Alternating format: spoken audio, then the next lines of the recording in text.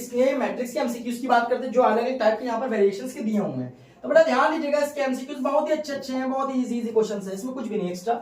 आपको MCQs number first दिया हुआ है, बोल रहा है कि इफ ए मैट्रिक्स, आपको the order of a matrix is, आपको इस मैट्रिक्स का ऑर्डर बताना है। तो बेटा ऑर्डर बताने के लिए आपको एक बात ध्यान देना होगा कि मैट्रिक्स के ऑर्डर डिसाइड करने के लिए उसमें पता होना चाहिए कि इसमें कितने नंबर ऑफ रोज एंड कितने नंबर ऑफ कॉलम्स हैं। तो बेटा यहाँ पर जो इसमें नंबर ऑफ रोज है वो 2 है। चेक करिए यहाँ पर 2 ऑप्शन कहां पर दिख रहा है, ये तो सेकंड नंबर ऑप्शन इसका बिल्कुल सही है, क्योंकि हम लोगों को कहीं पर भी नंबर ऑफ रोज 2 नहीं दिख रहा है। एंड नंबर ऑफ कॉलम्स कितने हैं, फिर भी चेक कर लेते हैं, फाइनली 3। तो 3 कैसे चेक करा हमने, जो इसकी वर्टिकल लाइंस होती हैं वो इसके कॉलम को डिसाइड करती हैं, एंड जो इसकी हॉरिजॉन्टल लाइन होती है वो इसके रोज को डिसाइड करती है।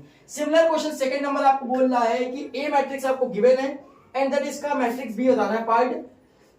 If A is a matrix which type of the given matrix B. तो बेटा गिवन जो मैट्रिक्स बी है वो किस तरीके का होगा, तो ध्यान दीजिए जो ए मैट्रिक्स है वो रो मैट्रिक्स है। कौन सा मैट्रिक्स है, रो मैट्रिक्स है। बेटा ध्यान दीजिएगा, आपको बताया था हमने स्टार्टिंग में कि रो मैट्रिक्स क्या होता है। अगर आपने रो मैट्रिक्स नाम पहले सुन चुके हैं तो आपको बताया होगा रो मैट्रिक्स होता है which has only one row.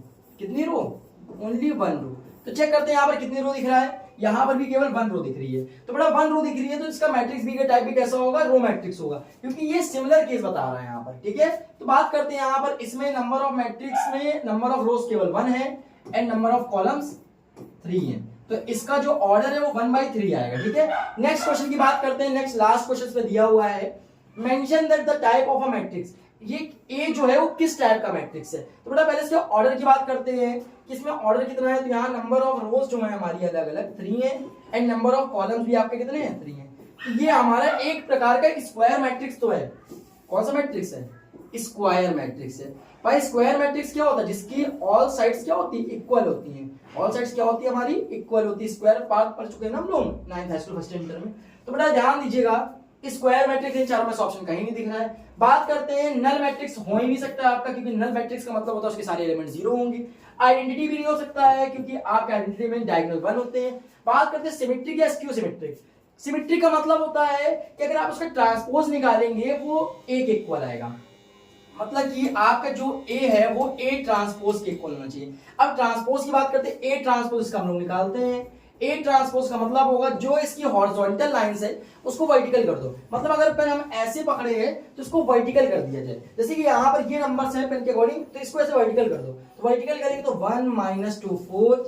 अब जितने भी सारे हॉरिजॉन्टल हैं सबको वर्टिकल करिए, तो -2 3 and 5 and 4 5 and 8। आपने एक से थोड़ी ध्यान दी होगी, इसमें जो एक सारे एलिमेंट हैं वो सारे एलिमेंट ए ट्रांसपोज के इक्वल आ रहे हैं। मतलब अगर ए आपका ए ट्रांसपोज के इक्वल है तो वो पार्ट सिमेट्रिक होता है। कौन सा होता है, सिमेट्रिक।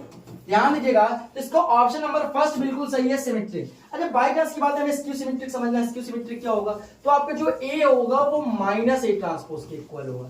तो याद रखिएगा, तो सिंबल माइनस का मल्टीप्लिकेशन कराने पर वो एक इक्वल आ रहा है तो स्क्यू सिमेट्रिक कहलाएगा। तो बेटा ध्यान दीजिएगा, आप सभी लोगों ने इस क्वेश्चन को हिट कर दिया है। नेक्स्ट क्वेश्चन में हम लोग जंप करते हैं। नेक्स्ट क्वेश्चन हमको बोल रहा है कि आपको ये पार्ट दिया है अलग अलग। अब भाई इस पार्ट के बारे में तो आप लोग पहले ही समझ चुके हैं, इस पार्ट में है कुछ नहीं आपका पार्ट में। नेक्स्ट क्वेश्चन आपको बोल रहा है ये आपका जिसके सारे एलिमेंट 0, बेटा जिसके सारे एलिमेंट 0, वो कौन सा मैट्रिक्स होता है, या तो वो नल मैट्रिक्स हो या तो वो जीरो मैट्रिक्स। तो नल कहीं ऑप्शन नहीं दिख रहा है, 0 दिख रहा है, इसका 0 ऑप्शन बिल्कुल सही है।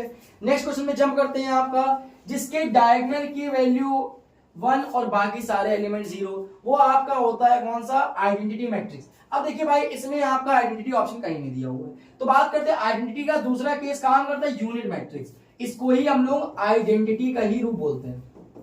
कौन सा रूप बोलते हैं, आइडेंटिटी का ही रूप बोलते हैं। नेक्स्ट क्वेश्चन की बात करते हैं, आपको ए मैट्रिक्स दिया then the diagonal element are. इसकी डायगोनल के एलिमेंट आ रहा है, बेटा कहीं जगह डायगोनल एलिमेंट नहीं बोलता, DIAJ बोलता है, ये DIAG। ठीक है, ये आपके डायगोनल के एलिमेंट को बताता है। तो डायगोनल बात करते हैं, इसका डायगोनल क्या क्या आ रहा है, 4 6 and 8। तो इसमें ऑप्शन नंबर आपका ये बिल्कुल सही बता रहा है, 4 6 and 8 ये आपकी डायगोनल को बता रहा है। तो डायगोनल के एलिमेंट हम लोग को यहाँ से क्लियर हो चुके हैं। बात करते हैं कि अब हम लोगों ने इतने क्वेश्चंस को क्लिक कर दिया है, इसके आगे क्लास से आपको अगले टाइम पे नेक्स्ट समय पे मिलेंगी।